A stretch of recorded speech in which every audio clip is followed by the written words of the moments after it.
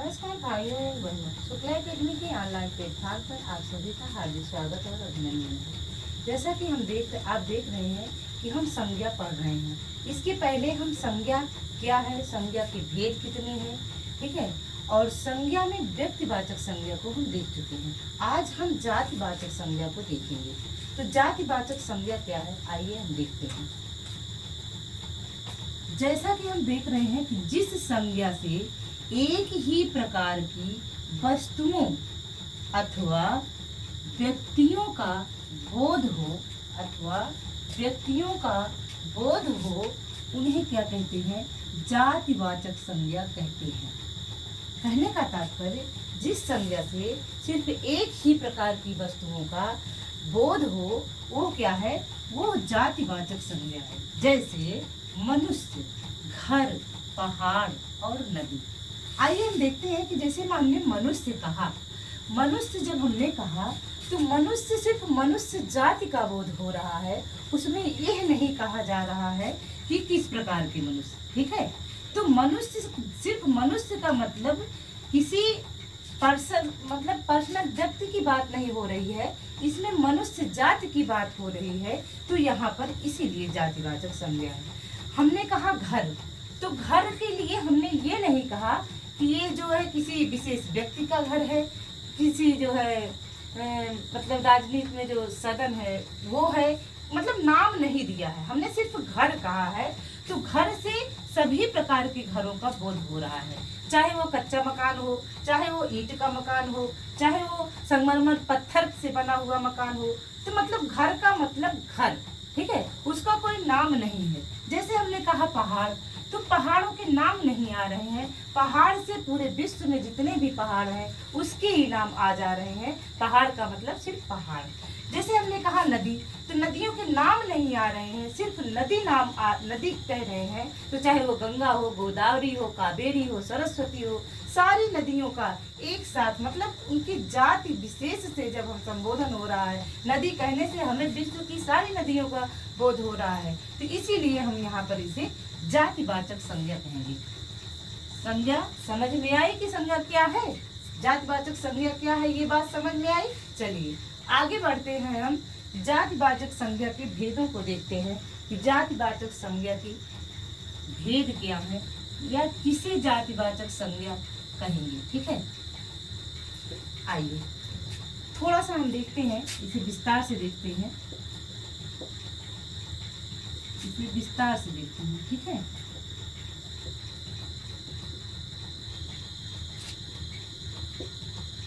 इसे विस्तार से इस प्रकार देखिए, ठीक है।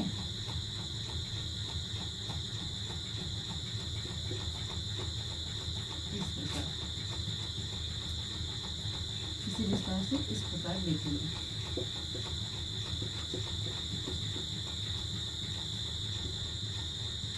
पहला क्या है, पहले पे है कि संबंधों, व्यवसायों, पदों एवं कार्यों के नाम।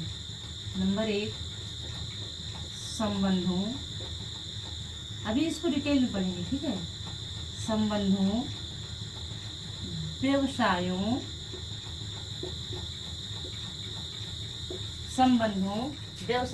पदों, कार्यों के नाम, पदों और कार्यों के नाम, इसके नाम, कार्यों के नाम।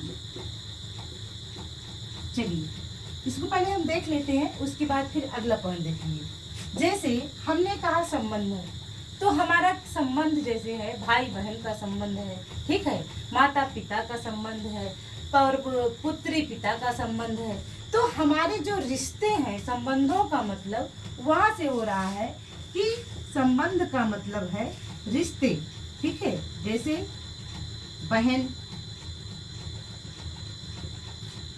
व्यवसायों, जैसे कि हमने कहा व्यवसाय, तो व्यवसाय का मतलब हुआ जैसे कि वो चित्रकार है, चित्र बनाता है, क्या है, चित्रकार है, ठीक है, वो क्या है, चित्रकार है। तो क्या है, चित्रकारी करना उसका क्या है, व्यवसाय है उसका, ठीक है। वो ये व्यवसाय कर रहा है, चित्रकारी का व्यवसाय, मतलब उस चित्रकार, उसका नाम तो अलग है लेकिन वो एक विशेष व्यवसाय के नाम से जाना जा रहा है, उसे चित्रकार कहा जा रहा है। तो अपने व्यवसाय के नाम से जाना जा रहा है। अपने बहन है तो बहन का एक नाम भी होता है, लेकिन बहन अपने संबंध के नाम से जानी जा रही है। पदों, जैसे हमने कहा पदों, तो मैंने कहा प्रोफेसर, प्रोफेसर, ठीक है, हमने कहा प्रोफेसर। तो प्रोफेसर का भी तो एक नाम होता है, लेकिन वो अपने पद के नाम से जाने जा रहे हैं। तो इसलिए ये जातिवाचक संज्ञा यहाँ पर भी होगी। जैसे हमने कहा कार्यों, ठीक है, कार्य क्या है, जैसे सिपाही, ठीक है, जैसे हमने कहा सिपाही, या फिर चोर कह सकते हो, सिपाही कह सकते हो, ठीक है। सिपाही भी अपने कार्य से जाना जा रहा है, क्योंकि वो उसमें पुलिस विभाग में है तो वो सिपाही है, ठीक है, उसका नाम भी अलग से है, लेकिन किस नाम से जाना जाता है, सिपाही नाम से जाना जा रहा है।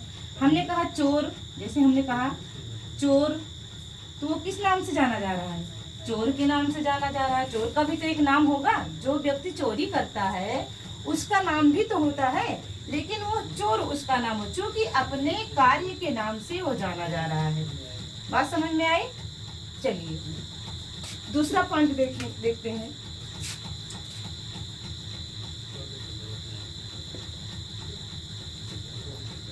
इसको ऐसे लिख भी सकते हैं, ठीक है, कि बहन, ऐसे लिख सकते हैं कि बहन चित्रकार, प्रोफेसर, प्रोफेसर और प्रोफेसर और चित्रकार, चित्रकार, सिपाही या फिर चोर, ठीक है। इसको ऐसे लिख भी सकते हैं आप, उदाहरण तौर पर ऐसे लिख लीजिए। तो जैसे कि इस प्रकार के शब्द अगर आते हैं, आपको पेपर में पूछे जाते हैं, तो आप बड़े आराम से पहचान लेंगे कि ये जातिवाचक संज्ञा है, ठीक है। ये ऐसे हेडिंग डाल के ऐसे नोट्स में बनाइए डाल के, और उसके बाद इसको उदाहरण के तौर पे इसको लिख लीजिए। आगे हम फिर देखते हैं दूसरा पॉइंट, पशु पक्षियों के नाम। दूसरा पॉइंट क्या है, पशु पक्षियों के नाम।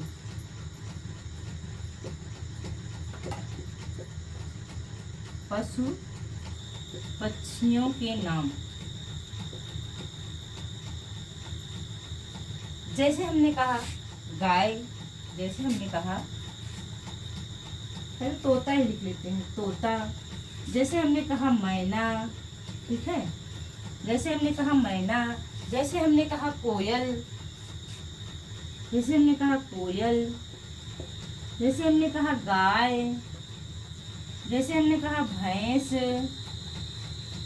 जैसे हमने कहा भैंस। जैसे हमने कहा घोड़ा।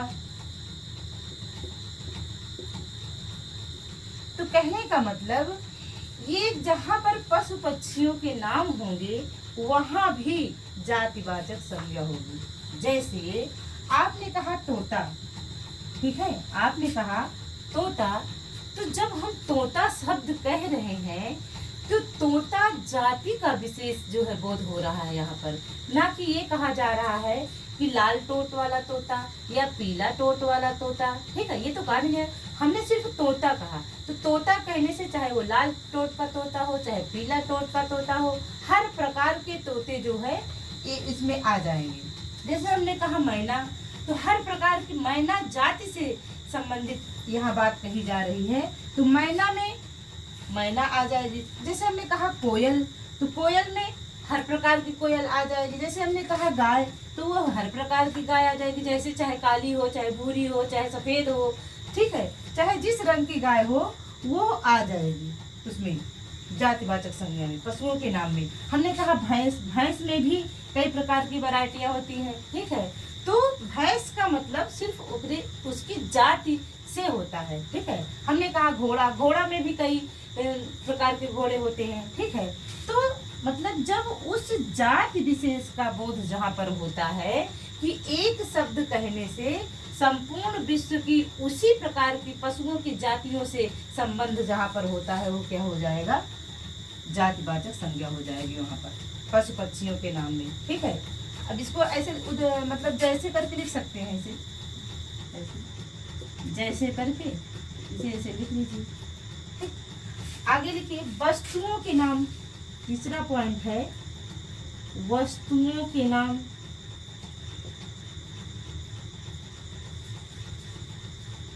वस्तुओं के नाम, ठीक है।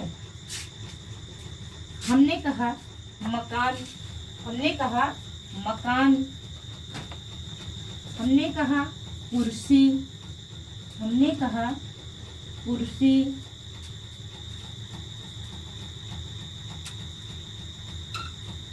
हमने कहा मेज, ठीक है, हमने कहा पुस्तक।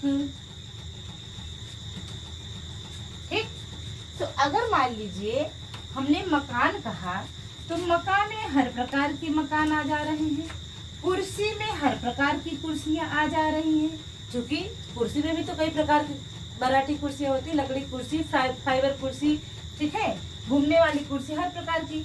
तो पुस्तक जब हमने कहा तो पुस्तक में हर प्रकार की पुस्तक, चाहे वो संस्कृत की पुस्तक हो, हिंदी की पुस्तक हो, अंग्रेजी की पुस्तक हो, सारी पुस्तकों का बोध हो रहा है। ठीक है, तो यहाँ पर वस्तुओं के नाम को भी जातिवाचक संज्ञा में रखा गया है। ठीक है, अभी एक पॉइंट और देखेंगे हम, प्राकृतिक तत्वों के नाम। यहाँ देख लें, यहाँ देख लेते हैं प्राकृतिक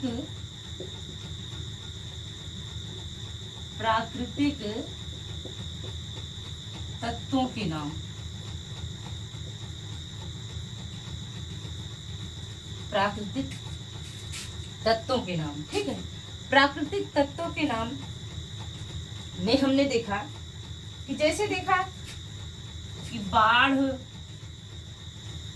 भूकंप, महामारी, ठीक है,